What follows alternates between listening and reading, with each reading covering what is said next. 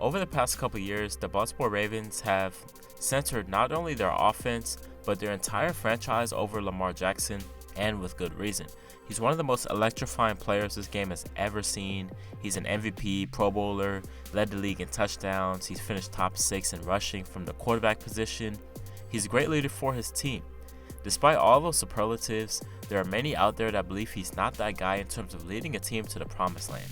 Some have even gone as far as to disrespect the guy, like he's some scrub, saying no matter how many MVPs he'll win, he'll never be a top-tier quarterback.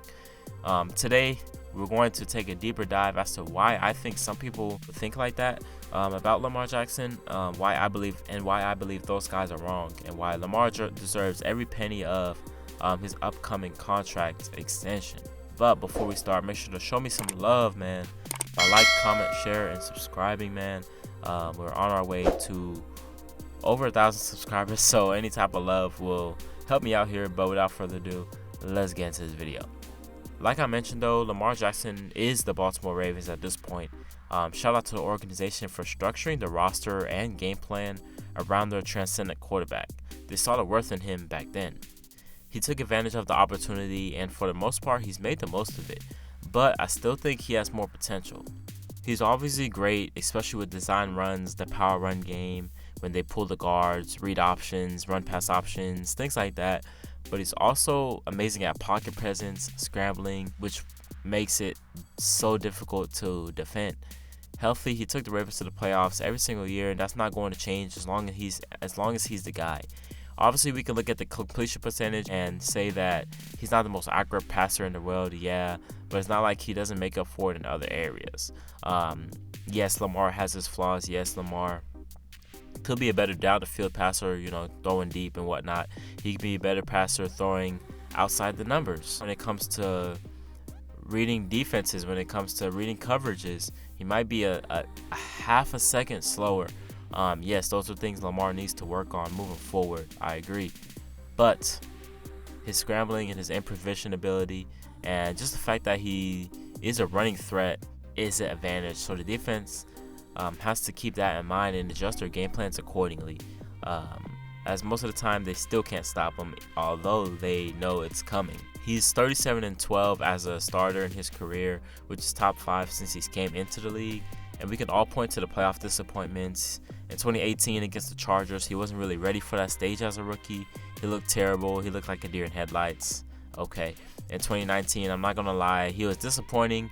He was relatively ineffective in the game, although his stats weren't too bad. He lost control of the game. The Titans' defense controlled that game. And in 2020, he got over the playoff hiccup as his regular season game translated to the playoffs that time, beating the Titans, although they ended up losing to the Bills the next week. That was a tough game. And a couple things that I noticed about his game in the playoffs was, one, it wasn't translating, partly because the game is more about figuring out tendencies and shutting off the things that teams do the most, and teams were able to do just that with him. But another thing I realized was that Lamar didn't have a true number 1 wide receiver on the outside that he can really rely on to make plays. Yes, Hollywood Brown is a very good receiver, but he isn't the type of receiver that Lamar needs.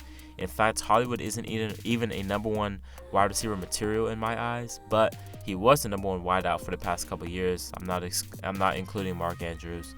Lamar needs a guy who can not only take the top off the defense potentially, but find ways to create space outside the numbers, in between the hashes, things like that. Example, as great as we think Josh Allen is, Lamar Jackson holds a higher completion percentage than Allen does. Yes, not as many yards or as many touchdowns, but the point still stands. In the season where Allen had his highest completion percentage by far is when they first acquired Stephon Diggs. And Diggs led the league in receptions that year. The Bills made it to the AFC Championship game. Allen's completion percentage did drop slightly in 2021, but the production was still there and they were still very lethal. If Lamar can get a guy on the outside who's anywhere near Stephon Diggs' talent level, I promise you he'll take advantage of it. They tried Sammy Watkins, but let's face it, he's not on that level. The Ravens front office needs to be more aggressive in pursuing a number 1 wide receiver, because I think that's something that will potentially take them over the top. But in the meantime, they can only hope guys like Rashad Bateman, Devin Duvernay, James Prochet, or Tylan Wallace can emerge to at least help fill out Hollywood's spot. And even then, I don't think that's enough. Mark Andrews, yes, he's one of the best tight ends in the NFL and Lamar's favorite target, but he's not enough to get the job done come playoff time. All that being said, after Lamar's top 3 running backs all suffered season-ending injuries before the season even began, and his defense being dead last against the pass as they also dealt with injuries, he led his team to an 8-3 record atop the AFC, and it was looking like they were on their way to a number 1 seed, despite all those things I just mentioned. He gets hurt in Week 14 against the Browns, and he missed the remainder of the season. The Ravens took a nosedive, losing their last 6 remaining games, missing out on the playoffs. If Lamar's healthy, despite all the other flaws of him as a pocket passer, or him without a true number 1 wide receiver, or him without his top running backs, or him having a horrible defense by his side, they would have still made the playoffs under his leadership. If he was healthy, would they have really done some damage? Who knows? Probably not, just because they would have been undermanned as opposed to other teams in the AFC, but they still would have been in the mix nonetheless. If they can at least stay healthy, if not add a number 1 wide receiver to Lamar Jackson's team and improve the defense somehow, if they can improve on one, if not all of those things, the Ravens are going to be expected to make it deep into the playoffs, and they're going to be taken even more seriously than they are right now, and I feel like they're not even taken as serious anymore. It would be very scary for the rest of the AFC. But with that being said, y'all let me know how y'all feel about Lamar Jackson. Is he the guy? I don't know why he gets all this hate and disrespect. He had his team literally in the number 1 spot in the AFC more than halfway through the NFL season with all that adversity at his disposal, but they're acting like he can't even make the playoffs, which he's made the playoffs every year he's healthy. But y'all let me know how y'all feel about Lamar Jackson. Is he the guy? What type of wide receiver should they bring in? Y'all give me some names down below, man.